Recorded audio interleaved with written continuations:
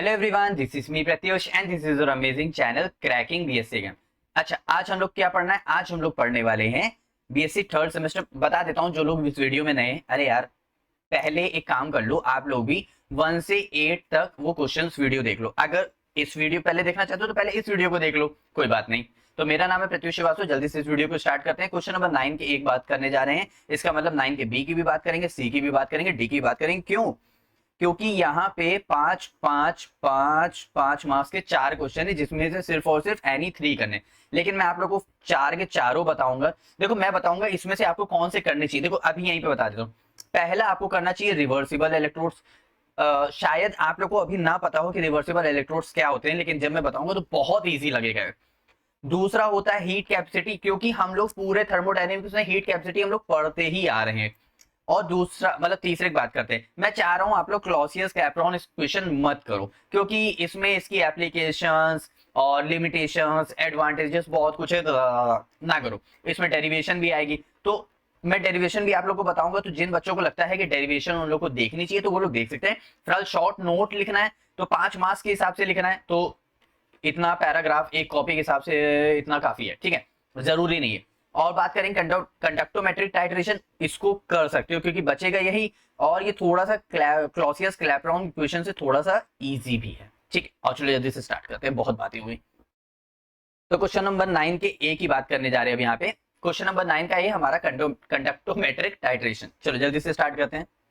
अच्छा, टाइट्रेशन यहाँ पे होता क्या है? यहाँ पे हम लोग कुछ कुछ करके एक बीकर लेते हैं, ठीक है। आप लोग की टोन में मैं समझा रहा हूँ, ध्यान रखना।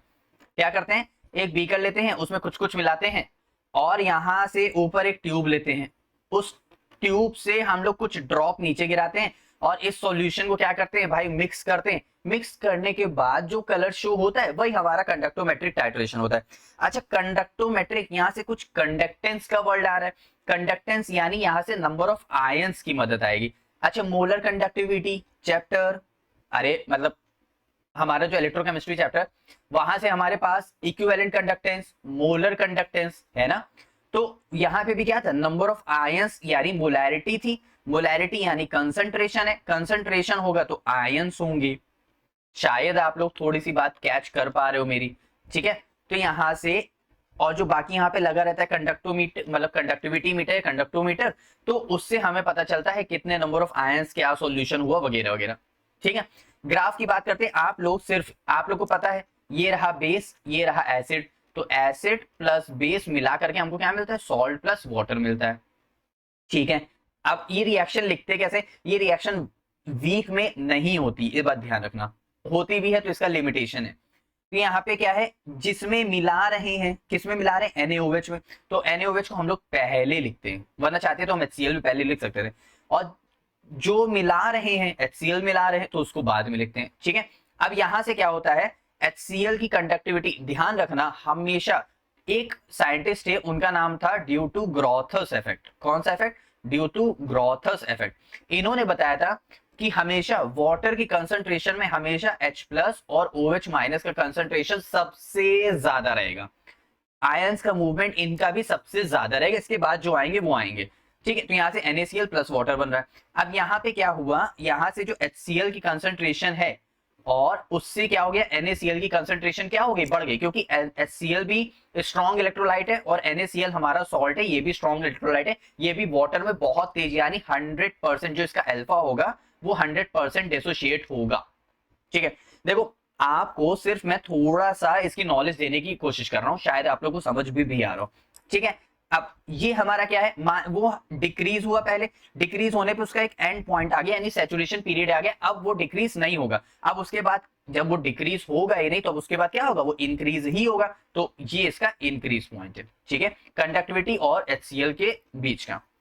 तो कंडक्टिमीटर या conductometric titration is an analytical technique है, it used to determine the concentration of unknown solution. भाई जाहिर सी बात है, अब आपके पास मान लेते हैं कि मेरे पास जो सॉल्यूशन था वो मुझे नहीं पता। अब जो ऊपर से मैं जो उसमें मिक्स कर रहा हूं, उससे मुझे इसमें या तो यहाँ पे प्रेसिपिटेशन सॉल्यूशन में कुछ शो करे, या तो यहाँ पे कलर कुछ शो करे, तो मुझे इससे पता चलेगा कि यहाँ पे सॉल्यूशन है कौन सा। तो इसीलिए अननोन सॉल्यूशन एनालाइज करते हैं, by monitoring the electrical conductivity of the reaction. जैसे यहाँ पे इसका इलेक्ट्रिकल कंडक्टिविटी जो मीटर लगा हुआ है इसकी मदद से mixture standard solution titrate is gradually added, जो हम लोग ऐड कर रहे हैं। इतनी बात क्लियर है। इसके प्रिंसिपल की बात करते हैं आप लोग, भाई शॉर्ट नोट है यहाँ पे, तो आप लोग इसका प्रिंसिपल भी लिखोगे क्योंकि हमें 5 मार्क्स के हिसाब से लिख रहे हैं और हम कोई क्लास 12 के बोर्ड में तो नहीं लिख रहे हैं, हम लोग बीएससी के पेपर में लिख रहे हैं। और लखनऊ यूनिवर्सिटी वाले तो आपको पता ही है कितनी बुरी तरह से चेक करते हैं। The principle behind this technique is that electrical conductivity of a solution depends on the number of charge, mobility of ions present in the solution। भाई जितना ज्यादा आयंस मूव करेंगे उतनी ज्यादा कंडक्टिविटी बढ़ेगी, ठीक। जितने ज्यादा चार्ज होगा उतना ज्यादा आयन होगा, उतनी ज्यादा कंडक्टिविटी होगी।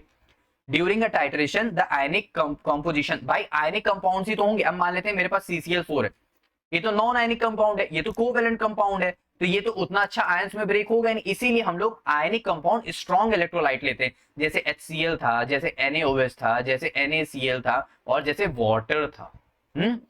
During a titration, the ionic composition of the solution changes as a reaction between the analyte and the titration progress। मतलब हमारे पास जो आयनिक कंपाउंड्स हैं जो सॉल्यूशन में वो भी चेंज हो रहा है और जो यहाँ से जो हम लोग उसके ड्रॉप में डाल रहे हैं और जो कंडक्टिविटी मीटर जो कंडक्ट कर रहा है, जो चेक कर रहा है, वो सब क्या हो रहा है, चेंज होता जा रहा है एक दूसरे में। भाई रिएक्टेंट है, प्रोडक्ट में तो चेंज होगा ही।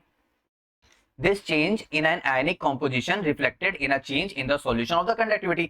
हमें भाई सॉल्यूशन में पता चल जाता है, हाँ ये कलर चेंज हुआ या तो प्रेसिपिटेट बना, तो ये इससे हमें पता चल जाता है यहाँ पे रिएक्शन क्या हो रही है, प्रोसीड हो रही है। आप लोग इसको यहाँ पे अच्छे से लिख लेना, इसको अच्छे से नोट कर लेना ताकि आप लोग की प्रैक्टिस क्या हो जाए, अच्छी हो जाए।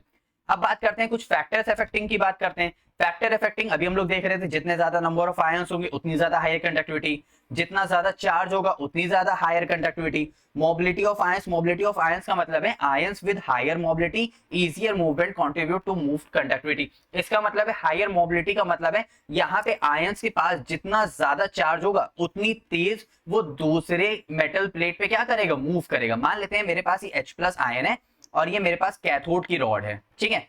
तो अब जितना ज्यादा इसका रिडक्शन पोटेंशियल होगा उतना ज्यादा ये जाएगा, तुरंत इलेक्ट्रॉन को गेन करेगा, तुरंत H+ एक इलेक्ट्रॉन गेन करके क्या बना देगा, H2। तो यहाँ पे 2 इलेक्ट्रॉन और यहाँ पे 2 इलेक्ट्रॉन, ठीक है। तो जितनी ज्यादा इसकी मोबिलिटी होगी उतनी तेज ये मूव करेगा, उतनी ज्यादा कंडक्टिविटी होगी। यहाँ तक आप लोगों को समझ आया। अब कुछ एडवांटेजेस की बात कर लेते हैं। ये कलर्ड सॉल्यूशन होता है, टर्बिड सॉल्यूशन शो करता है। टर्बिड सॉल्यूशन का मतलब हो जाता है एक तरह से कभी दूध फटते हुए देखा है, मान लेते हैं मेरे पास ये है एक कंटेनर, उसमें दूध फट, तो दूध फटने से उसकी कुछ गाढ़े गाढ़े कुछ सब्सटेंस जैसे टाइप आ जाता है, उसी बोलते हैं टर्बिड सॉल्यूशन। अब बात करना है wide range of solution show करता है। कॉन्टिन्यूअस मॉनिटरिंग, बराबर मॉनिटरिंग इसकी चलती रहती है, हमें पता चलता रहता है कैसे आयंस क्या मूव कर रहे हैं, हमें बराबर उसमें उसकी शो भी दिखता भी रहता है कि हाँ ये इसका कलर जो है लगातार चेंज होता जा रहा है, हम उसकी बात कर रहे हैं, ठीक है। नेक्स्ट बात कर रहे हैं लिमिटेशंस की। भाई किसी के कुछ एडवांटेजेस हैं तो डिसएडवांटेज भी होंगे। तो नॉन स्पेसिफिक है, उतना ज्यादा काम नहीं आता है, हर वक्त थोड़ी ना हम सॉल्यूशन बढ़िया कंडक्टोमीटर पूरा लगा के पूरा सेटअप लगा के देखते हैं, ऐसा तो है ही नहीं, कभी नहीं देखा यार। वीक इलेक्ट्रोलाइट के लिए है ही नहीं, मतलब वीक इलेक्ट्रोलाइट के लिए नहीं है, इसका मतलब अब जो जो मेरे पास इलेक्ट्रोलाइट जैसे CCl4 है, जैसे एसिटिक एसिड है, ठीक है, जैसे अमोनियम हाइड्रोक्साइड, ये सब वीक इलेक्ट्रोलाइट है। अब ये टूट ही नहीं रहे, आयंस ही नहीं बन रहे, तो यहाँ पे इलेक्ट्रिकल कंडक्टिविटी क्या होगी, तो कंडक्टिव टाइट्रेशन शो क्या करेगा, और डाइल्यूशन इफेक्ट, बहुत ज्यादा डाइल्यूशन हो गया। अब बहुत ज्यादा वाटर का अमाउंट है तो सिर्फ H और OH ही कर रहे हैं, बाकी सबका किसी का हमें पता ही नहीं चल रहा है, ठीक है। तो ये सब कुछ है। अब कुछ एप्लीकेशंस हैं, इनको आप जरूर लिखना ताकि आपके लिए ये बेनिफिट बहुत ज्यादा शो करेगा, और जो हमारा एग्जामिनर है, ठीक है, वो भी बहुत ज्यादा खुश हो जाता है कि हाँ बच्चे ने सारे पॉइंट्स लिखे। और 5 मार्क्स के हिसाब से ये आपको 5 में 5 ही देंगे, 4.5 भी नहीं देंगे। डिटर्मिनेशन ऑफ एसिड कंसंट्रेशन, जाहिर सी बात है HCl और H2SO4। Analysis of the salt solution, ये भी हम लोग ने देखा था। मॉनिटरिंग प्रेसिपिटेशन रिएक्शन, हाँ ये भी हम लोग ने देखा है। तो ठीक है, ये इसकी कुछ एप्लीकेशन है जिनको अच्छे से पढ़ लेना, ये सारे अच्छे से नोट कर लेना। मैं एक बार वापस से इसको आपकी स्क्रीन पे कर देता हूँ ताकि आप लोग इसका स्क्रीनशॉट भी ले सको और अच्छे से इसकी पढ़ाई भी कर सको और मार्क्स भी अच्छे से लेके आओ। Is that clear? चलो अब बात कर लेते हैं हम लोग आंसर नंबर 9 के बी पार्ट की। हमारे पास कितने पार्ट्स थे, 4 पार्ट्स थे। अब बात कर रहे हैं हम लोग क्लॉसियस क्लैपेरॉन इक्वेशन की बात करेंगे। अच्छा, इसके भी शॉर्ट नोट की बात करेंगे तो शॉर्ट नोट भी बात करेंगे और प्लस हम लोग डेरिवेशन की बात करेंगे। तो मैं कोई फोर्स नहीं कर रहा हूं, अगर आप लोग को लगता है कि आपको डेरिवेशन देखनी चाहिए तो देख लो, नहीं देखनी चाहिए तो आप लोग सिर्फ शॉर्ट नोट्स उसको याद कर लो। भाई देखो, किसी की भी कोई लाइन है, किसी की भी कोई डेफिनेशन है, उसको याद ही किया जा सकता है और कोई वे नहीं होता। समझ लेंगे, अपनी लैंग्वेज में लिख लेंगे, तब भी मुझे समझने के लिए भी उसको थोड़ा सा मेमोराइज करना पड़ेगा ना, तो बस वही चीज है। चलो बात करते हैं। अच्छा, इनकी इक्वेशन क्या थी? ये इक्वेशन कुछ कुछ उससे मैच कर रही है, अगर ध्यान हो तो। केमिकल काइनेटिक्स में जो एक्टिवेशन एनर्जी थी उसी की है। लॉग वहां पे क्या था, K2 अपॉन K1 था, यहाँ पे P2 अपॉन P1।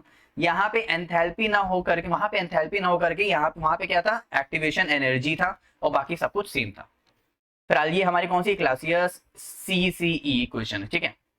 अब बात करते हैं जो क्लासियस क्लैपेरॉन इक्वेशन है, आप लोग सिर्फ अगर अपने वर्ड्स में लिखना चाहते हो तो इसमें सिर्फ इतना समझ लो, इन्होंने जो बताया था वो फेज ट्रांजिशन के ऊपर बताया था, और दूसरा वेपर प्रेशर के ऊपर बताया था। मतलब वेपर प्रेशर यानी हमारे पास जो गैस के मॉलिक्यूल्स हैं उसकी बात कर रहे हैं। दूसरा फेज ट्रांजिशन, या तो देखो इसमें फेज ट्रांजिशन सबसे ज्यादा जो यूज करते हैं वो यूज करते हैं लिक्विड से गैस, क्योंकि इनके बीच में इंटरमोलिकुलर स्पेसेस थोड़ी सी होती हैं, मतलब ज्यादा ही होती है। सॉलिड में बिल्कुल भी नहीं होती, इसलिए हम उसको इतना ज्यादा नहीं लेते, ठीक है। अच्छा, अब हमारे पास लिक्विड और गैस के बीच में जो इक्विलिब्रियम शो करता है वही हमारा जाता है यहाँ पे क्या, क्लॉसियस क्लैपेरॉन इक्वेशन, और उसमें जो वेपर प्रेशर, जो प्रेशर लग रहा है, हम उसकी बात करते हैं, ठीक है। और जल्दी देख लेते हैं। The Clausius-Clapeyron equation is a fundamental concept in thermodynamics that describes the relation between a substance vapor pressure and temperature. ठीक है? It applies to discontinuous phase transitions such as the transformation of liquid to its vapor gas. इसका मतलब ये है यहाँ पे बच्चों कि ये थर्मोडायनेमिक्स का एक मेन इंपॉर्टेंट पार्ट है, ठीक है। और ये रिलेशन बिटवीन शो करता है वेपर प्रेशर और टेम्परेचर से रिलेटेड, ठीक है। और ये डिसकंटीन्यूअस फेज ट्रांजिशन की बात कर रहा है, क्योंकि जब इक्विलिब्रियम आ गया तो उसके बाद तो कुछ होना नहीं है, such as a transformation of a liquid to its vapour state, ठीक है। और चलो नेक्स्ट बात करते हैं हम लोग, इसके की पॉइंट्स की बात करते हैं। Relationship between vapours and temperature की बात करते हैं। The equation explains how the natural logarithm of a substance vapour pressure increases with the increase in temperature. अच्छा एक बात बताओ, हमने प्रेशर बढ़ाया, मान लेते हैं इसमें वाटर मॉलिक्यूल है, हमने इसमें नीचे से हीट किया, इसका टेम्परेचर राइज अप किया। टेम्परेचर राइज अप करेगा तो इसके मॉलिक्यूल्स भी इधर उधर भागेंगे, मॉलिक्यूल्स वाइब्रेट करेंगे तो बहुत तेज प्रेशर लगाएंगे, प्रेशर लगाएंगे तो इसकी जो वॉल होगी उस पर बहुत तेज तेज ये हीट करेंगे। इसका मतलब टेम्परेचर बढ़ाने से क्या हो रहा है, प्रेशर भी यहाँ पे इंक्रीज हो रहा है, ठीक है। इसकी कुछ एप्लीकेशंस हैं जो कि हम लोग बात कर रहे हैं, किस पे, पहला क्या है, कैलकुलेटिंग वेपर प्रेशर। हाँ, वेपर प्रेशर को कैलकुलेट करती है, अभी हम लोग ने देखा log P2 अपॉन P1 के फॉर्मूले से, ठीक है। Determining the enthalpy of vaporisation, यहाँ पे डेल्टा H हम लोग फाइंड कर रहे थे, ठीक है। लेकिन अब यहाँ पे डेल्टा H जब फाइंड कर रहे हैं ना बच्चों, तो डेल्टा H की यहाँ पे दो ग्राफ आते हैं। कितने ग्राफ आते हैं, दो ग्राफ आते हैं। एक आता है प्रेशर और टेम्परेचर के रिस्पेक्ट में, एक आएगा ln प्रेशर और 1 बाय टेम्परेचर के रिस्पेक्ट में, और दोनों हम लोग देख लेते हैं। इसका मतलब आप लोग ग्राफ भी बनाओगे, इक्वेशन भी लिखोगे, डेफिनेशन भी लिखोगे, एप्लीकेशन भी लिखोगे, की पॉइंट भी लिखोगे, तो वो आपको 5 में 5 मार्क्स क्यों नहीं देगा यार, डेफिनेटली देगा ना। अच्छे से पढ़ाई करो, नहीं डांट नहीं दे। By plotting the natural logarithm vapour pressure versus T, इसका ग्राफ बनेगा कैसे, यहाँ पे ध्यान दो। देखो हम टेम्परेचर बढ़ा रहे हैं, प्रेशर बढ़ता जा रहा है, टेम्परेचर बढ़ा रहे हैं, प्रेशर बढ़ता जा रहा है, टेम्परेचर बढ़ा रहे हैं, प्रेशर बढ़ता जा रहा है। तो यहाँ पे जो डी इसकी इक्वेशन क्या है इस ग्राफ के लिए, वो है डी ln p। ln हटाएंगे तो log बेस 10 आता है, जिसमें 2.303 p आ जाएगा, ठीक है। वही ln लिख लेते हैं, ज्यादा शॉर्ट फॉर्म रहेगा। तो D ln p upon d T, delta H vaporisation upon R T का स्क्वायर, ये हमारी क्लॉसियस क्लैपेरॉन इक्वेशन है। अच्छा, ये डेरिवेशन में पूरी बताई गई है, अभी जो डेरिवेशन हम आपको बताएंगे उसमें पूरी तरह से बताया गया। लेकिन मैं कह रहा हूं जो खाली नोट्स देखने आए हैं, जिनको खाली 5 मार्क्स के हिसाब से लिखना है, तो वो लोग खाली इसको रट के भी काम चला सकते हैं, इतना ठीक है। इसकी जो दूसरी इक्वेशन है वो हमारी 1 बाय टी के रिस्पेक्ट में, 1 बाय टी के रिस्पेक्ट में मतलब ln है mm ऑफ Hg, प्रेशर की यूनिट है। टेम्परेचर आपकी 1 बाय टी है तो केल्विन का मतलब नीचे से केल्विन ऊपर आ गया तो 1 माइनस हो गया।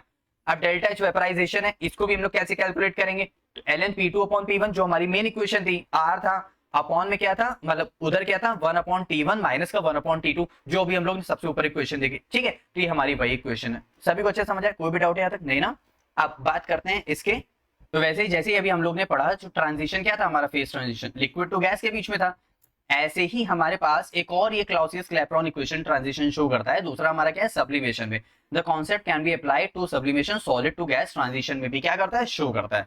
इज दैट क्लियर, सभी को अच्छे समझ आए, कोई भी डाउट है यहाँ तक नहीं ना। अब यहाँ पे अब हम लोग बात करने जा रहे हैं किसकी, डेरिवेशंस की। तो अभी तक अगर आप लोग ने डेरिवेशंस के बारे में नहीं सुना है, या अगर आप लोग देखना चाहते हो तो फटाक से, जैसे मैं आपको दिखाने जा रहा हूँ, आप लोग फटाक से डेरिवेशन भी समझ सकते हो।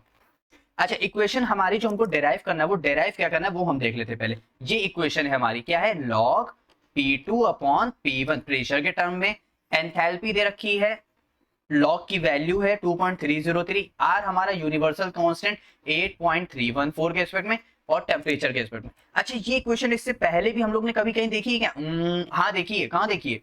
काइनेटिक एनर्जी, काइनेटिक एनर्जी नहीं sir, chemical kinetics. Chemical kinetics हमारे पास चैप्टर था, उसमें क्या था? एक्टिवेशन एनर्जी थी, ये था। यहाँ पे क्या था? K2 था। यहाँ पे क्या था? K1 था। तो K2 upon K1 EA 2.303 are, और इसके रिस्पेक्ट में जो इक्वेशन थी वो हमारी कौन सी थी? केमिकल काइनेटिक्स चैप्टर में थी। लेकिन यहाँ पे हम लोग क्लॉसियस क्लैपेरॉन इक्वेशन पढ़ेंगे, जो कि प्रेशर की हम लोग यहाँ पे बात कर रहे हैं। Is that clear? चलो जल्दी से स्टार्ट करते हैं यहाँ पे। अब क्लॉसियस क्लैपेरॉन इक्वेशन जो थी वो किसके रिस्पेक्ट में थी? वो थी हमारी फेज ट्रांजिशन की बात करते थे। अच्छा यहाँ पे फेज ट्रांजिशन से एक रिलेशन निकलता है, वो रिलेशन निकलता है यहाँ पे फ्री एनर्जी चेंज का। किसका निकलता है? फ्री एनर्जी चेंज का। अच्छा एक बात बताओ, फेज ट्रांजिशन किसमें किसमें होगा? हम लोग जो फेज ट्रांजिशन हम लोग देखते हैं वो हम लोग देखते हैं, मान लेते हैं कि हम लिक्विड से गैस देख रहे हैं। किसमें देख रहे हैं? लिक्विड से गैस। और हम मान के चल रहे हैं कि हमारे पास 1 मोल ऑफ गैस है, मतलब 1 लिक्विड था, कंसंट्रेशन क्या था इसका? 1 मोलर। और किसमें कन्वर्ट हो रहा है? 1 एटीएम, यानी 1 मोल ऑफ गैस की बात कर रहे हैं यहाँ पे। सब कुछ हम किसके बारे में लेके चल रहे हैं? 1 मोल हम लोग कंसीडर करके चल रहे हैं, ठीक है। अच्छा एक बात बताओ, अगर फ्री एनर्जी की बात करते हैं तो डेल्टा जी की बात करते हैं, ठीक। डेल्टा जी हमारा यहाँ पे अगर स्पॉन्टेनियस रिएक्शन, डेल्टा जी हमारा नेगेटिव होता है तो वो हमारा होता है स्पॉन्टेनियस, इसका मतलब 0 से कम होगा, ठीक है। अगर डेल्टा जी पॉजिटिव हो रहा है इसका मतलब 0 से बड़ा हो रहा है, और वो क्या होगा? नॉन स्पॉन्टेनियस होगा। और अगर डेल्टा जी हमारा 0 हो गया इसका मतलब वो कौन सी स्टेट में आ गया? इक्विलिब्रियम स्टेट में आ गया। अब यहाँ पे ध्यान दो, अब ये कंटेनर मेरे पास क्लोज है, ठीक है। अब ये लिक्विड किस में चेंज होगा? गैसियस में। कुछ टाइम बाद ऐसा होगा ना, इक्विलिब्रियम स्टेट आने लगेगी और कंडेंसेशन चालू हो जाएगा। पहले तो क्या हो रहा था? इवेपोरेशन, फिर क्या हो जाएगा? कंडेंसेशन, और जो स्टेट बराबर हो जाएगी वही हमारी यहाँ पे क्या हो जाएगी? इक्विलिब्रियम स्टेट हो जाएगी। इसका मतलब डेल्टा जी फिर ना बढ़ रहा होगा ना कम हो रहा होगा, डेल्टा जी हमारा किस में आ जाएगा? इक्विलिब्रियम स्टेट, यानी 0 स्टेट में आ जाएगा, ठीक है। नेक्स्ट हम लोग यहाँ पे ध्यान देते हैं, जो ट्रांजिशन अकर्स हो रहा है वो हमारे स्टेट चेंज में हो रहा है, और ये हमारी उसकी कुछ स्टेट है, या तो सॉलिड टू लिक्विड या तो लिक्विड टू गैस। अच्छा अब हम मान के चल रहे हैं we consider phase transition liquid to gas, जिसमें से हमारे पास ए और बी है। अभी हम लोग ने ऊपर जस्ट देखा था, तो उसके हिसाब से गिब्स एनर्जी चेंज भी हमारे पास क्या हो जाएगा? GA is equal to GB हो जाएगा। क्यों?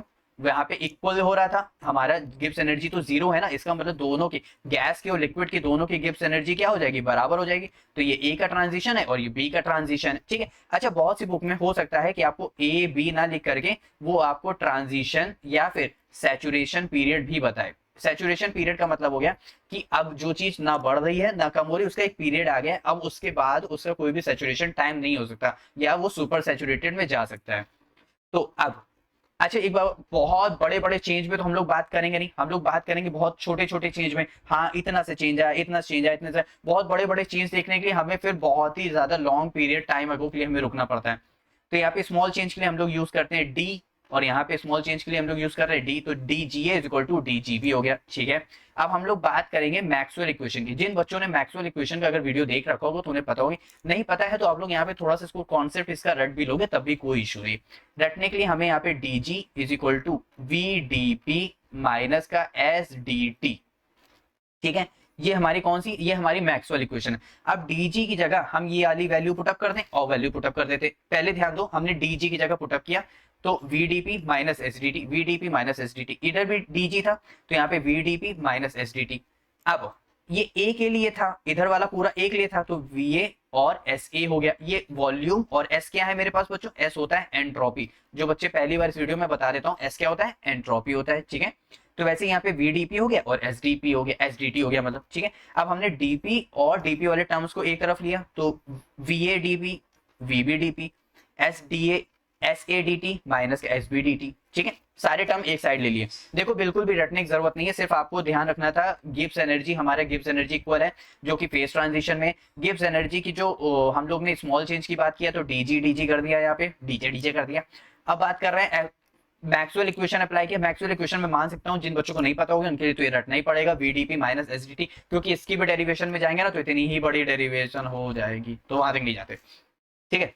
अब यहाँ पे क्या किया? DP कॉमन निकाल दिया, तो यहाँ पे DP कॉमन निकाला, यहाँ पे DT कॉमन निकाला, तो यहाँ पे VA माइनस VP हो गया, VB हो गया, और यहाँ पे SA माइनस SB हो गया, ठीक है। तो अब इसको क्या किया? इसको बड़े प्यार से हमने नीचे ले लिया, तो DP अपॉन DT हो गया, ठीक है, इज इक्वल टू, अब क्या होगा? इसको भी हम नीचे ले लेते हैं, तो S A minus S B upon में V A minus V B हो जाएगा। सभी को अच्छे समझ आया? ठीक है, अब यहाँ पे आगे ध्यान देते हैं। तो यहाँ से इसके बाद क्या हो जाएगा, d P upon d T is equal to delta S. अच्छा एक बात बताओ, अब बहुत से बच्चे तो यही सोच रहे होंगे कि यहाँ से यहाँ तक हुआ क्या, ये डेल्टा एस कैसे आया, V B minus V B कैसे आया, इसको ये कैसे लिख दिया। आप बताते हैं, चलो। हाँ मुझे पता है तुम यही सोच रहे हो। यहाँ से क्या किया हमने, माइनस कॉमन निकाला। माइनस कॉमन निकालने के बाद यहाँ पे क्या हो गया, यहाँ पे भी माइनस कॉमन निकाला, वहां पे माइनस कॉमन निकाला, तो यहाँ से क्या हो जाएगा, S B minus S A हो जाएगा, और यहाँ पे V B minus V A हो जाएगा, क्योंकि हमको ये फाइनल माइनस इनिशियल का टर्म चाहिए था। तो फाइनल माइनस इनिशियल के टर्म को लाने के लिए हमें एक चेंज चाहिए था, क्योंकि फाइनल माइनस इनिशियल हमारा क्या होता है, एक चेंज होता है। अब वो चेंज या तो डेल्टा एस का होगा, या तो डेल्टा एच का होगा, या तो डेल्टा जी का होगा, क्योंकि ये सब स्पॉन्टेनियस प्रोसेस है। जितने भी स्पॉन्टेनियस प्रोसेस होते हैं तो स्पॉन्टेनिटी एक बताई जाती है, हाँ इतना चेंज आ रहा है, कैलकुलेट तो किया नहीं जाता है। तो यहाँ से क्या हो जाएगा, हमने अब ये माइनस माइनस तो मर जाएगा, तो S B upon S A upon में V B minus V A. अच्छा V B minus V A को भी मैं डेल्टा वी में लिख सकता था, लेकिन बाद में मैं फिर डेल्टा वी को मैं यहाँ पे V B minus V A लिखता, तो आप लोग के माइंड में और कंफ्यूजन क्रिएट होता, तो मैंने वो नहीं लिखा। तो यहाँ पे S B minus S A को मैंने क्या लिख दिया, डेल्टा एस लिख दिया। तो ये पूरी इक्वेशन सभी को अच्छे समझे, तो मैंने इसको क्या मान लिया, इक्वेशन नंबर 1 मान लिया। अच्छा यहाँ तक ये। अच्छा आप लोग ने अगर एंट्रोपी पढ़ा होगा, तो एंट्रोपी होता है हमारा Q upon T, Q reversible यानी हीट अपॉन टेम्परेचर होता है। अब Q अपॉन टी को हम लोग यहाँ पे पुटअप करेंगे, तो यहाँ पे ध्यान दो इक्वेशन नंबर 1 में, तो ये रहा Q upon T, V B minus V A हो गया। ठीक है, अच्छा यहाँ तक क्लियर हो गया। अब एक बात बताओ, हम लोग एक कंटेनर कंसीडर कर रहे थे, उसमें ए था बी था। ए हमारा क्या था, लिक्विड, बी हमारा क्या था, गैस। तो वी बी माइनस बी ए, तो हम गैस माइनस का हम लिक्विड भी लिख सकते हैं, V G gas V L liquid हो गया। यहाँ तक क्लियर? ठीक है, तो यहाँ पे हम लोग ने क्या लिख लिया, देखो वीजी माइनस वी एल लिख लिया, इसको ऐसे लिख लिया। ठीक है, कुछ भी रटना पड़ा, नहीं रटना पड़ा भाई, डीजी डीजीबी।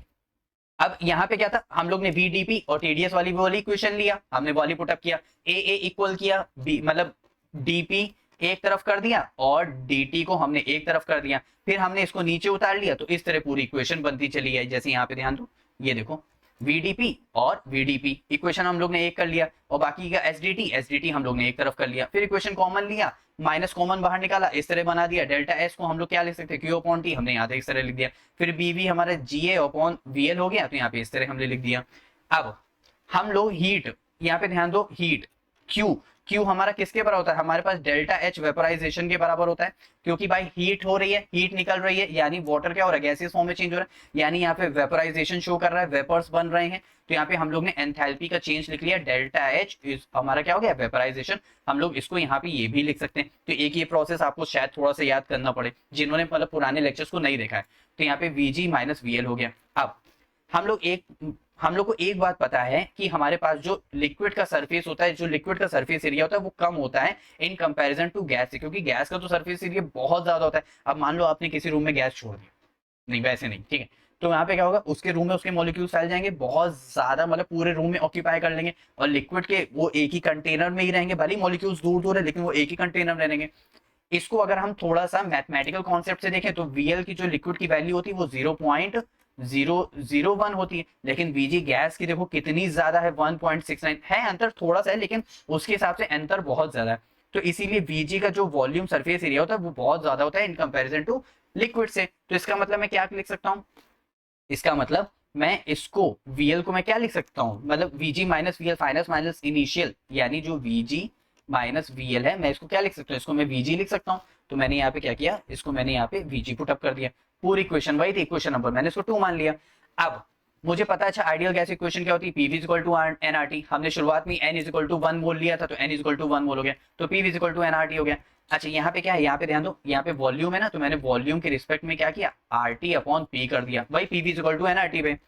इतनी बात क्लियर? अच्छा अब P नीचे, मतलब यहाँ पे हमारे पास वो इक्वेशन कहाँ गई, ये हमारे पास वॉल्यूम नीचे है, तो RT क्या होगा, P हमारा ऊपर चला जाएगा, RT हमारा नीचे आ जाएगा, क्योंकि हम लोग VG की वैल्यू पुट अप कर रहे हैं। तो P हमारा ऊपर चला गया, RT हमारा नीचे आ गया। ठीक है, क्योंकि यहाँ पे वॉल्यूम यहाँ पे था ना, तो P हमारा ऊपर चला गया, RT हमारा नीचे आ गया। अब एक बात ध्यान दो, इसको मल्टीप्लाई करके देखते हैं, तो RT हमारा T स्क्वायर हो गया, P और वैसे ही हो गया। अब हम लोग P के टर्म को एक तरफ लेते हैं, DT के टर्म को एक तरफ लेते हैं, तो P को हमने इधर उतार लिया, तो 1 अपॉन P DP हो गया इज इक्वल टू, हमारे पास डेल्टा H ऐसे ही था, RT स्क्वायर ऐसे ही था, और हम लोग ने DT इधर ले लिया। ठीक है, क्योंकि टेम्परेचर रिस्पेक्ट में चेंज कर दिया। अब 1/p इंटू डीपी को हम लोग बच्चों लिख सकते हैं DLNP। क्या लिख सकते हैं? DLNP। जो मैथमेटिकल वाले बच्चे होंगे वो समझ रहे होंगे, और जो बायो के बच्चे होंगे उनको थोड़ा सा रटना पड़ सकता होगा, मैं इतनी बात समझ सकता हूँ। तो 1/p इंटू डीपी को हम लोग क्या लिख सकते हैं? DLNP हम लोग लिख सकते हैं। H ऐसे ही है, R ऐसे ही है, और dt के नीचे हमने t स्क्वायर कर लिया। अब हम लोग ने डिफरेंशिएशन को हटाना है तो हम लोग इंटीग्रेशन वाला साइन लिया है। तो अब P चल रहा है तो यहाँ पे P1 से P2 हमारी लिमिट चली गई। टेम्परेचर चल रहा है तो T1 से T2 हमारी लिमिट चली गई। अब ln P लिमिट P1 से P2 हम लोग क्या लिख सकते हैं? P2 अपॉन P1 लिख सकते हैं, इस तरह ln P का। अब यहाँ पे क्या है? सब कुछ वैसे ही उतरा हुआ है। यहाँ पे क्या हुआ? यहाँ पे T1 से T2 चल रहा है लेकिन टेम्परेचर नीचे है। इसको अच्छा टेम्परेचर को हम लोग ऐसे ही लिख सकते हैं ना, तो इसीलिए ये माइनस का साइन यहाँ पे आया हुआ है कि हम लोग इसको 1/t लिख रहे हैं और T1/T2 लिख रहे हैं। ठीक है, क्योंकि हम लोग टेम्परेचर को अगर ऊपर लेंगे तो हम लोग T-2 लिखेंगे ना, तो वैसे ही अब इसको हम 1 में ले रहे हैं, तो यहाँ पे माइनस का साइन। अब माइनस का साइन हमने बाहर ले लिया, देखो इस तरह। अब माइनस का साइन जब हम लोग ने बाहर लिया, इसकी लिमिट लगी तो 1/T2 इज इक्वल टू मतलब माइनस का 1/T1 हो गया। यहाँ तक सभी क्लियर है। और यहाँ पे ln का P2 माइनस ln P1 हो गया। इसके बाद बात करते हैं तो यहाँ पे ln P2 अपॉन P1 हो गया, जैसे हम लोग इसको लिख सकते थे वाली equation delta H upon R, और इस तरह हम लोग लिख लिया। तो अब ये यहाँ पे क्या है? ये यहाँ पे फ्रैक्शन के फॉर्म में, तो हम इसको कैसे T1 इंटू T2 हो जाएगा नीचे मल्टीप्लाई, और ऊपर क्या चला जाएगा? T1 minus T2। तो हम लोग ने इसको क्या किया? इसको इस तरह लिख लिया। अब हम लोग ने क्या किया? ln को हटाया, ln को हटाएंगे तो log आएगा, तो 2.303 log P2 अपॉन P1 हो जाएगा। अब हमने 2.303 को नीचे उतार लिया तो 2.303 R हो जाएगा, जो हमारी ऊपर वाली इक्वेशन बन जाएगी इस तरह। log base 10 P2 upon P1 delta H upon में 2.303 R और T2 minus T1 upon T1 into T2 हो गया। तो ये थी हमारी पूरी कौन सी? Clausius Clapeyron equation. तो डेरिवेशन थोड़ी सी लेंथी है, वो हो सकता है कि आपको लग रही हो, लेकिन एक बार आप लोग खाली इसको ट्राई करोगे ना अपने हाथों से, डेफिनेटली इसको बहुत अच्छे से कर लोगे। बिल्कुल भी एकदम घबराने की जरूरत नहीं, बहुत इजी डेरिवेशन है। सिर्फ हमें इसको कहाँ से कहाँ, यहाँ से हमें स्टार्ट करना है, ये याद रखना पड़ेगा। दूसरा, हमें मैक्सवेल वाली इक्वेशन याद रखनी पड़ेगी। दूसरा, हम क्यू को हम लोग डेल्टा एच वेपराइजेशन लिख सकते हैं, ये हमें याद रखना पड़ेगा। और हम लोग 1/p इंटू डी पी को हम लोग क्या लिख सकते हैं? PLN मतलब DLNP हम लोग ये लिख सकते हैं, तो हमें ये याद रखना पड़ेगा। एग्जैक्टली। तो यहाँ तक थी पूरी डेरिवेशन। अब आप लोगों का काम इतना है, इसको अच्छे से लगाना, अच्छे से पढ़ाई करना और अच्छे से मार्क्स लाना। ठीक है, अब मिलते हैं नेक्स्ट वीडियो में नेक्स्ट टॉपिक के साथ। Bye bye.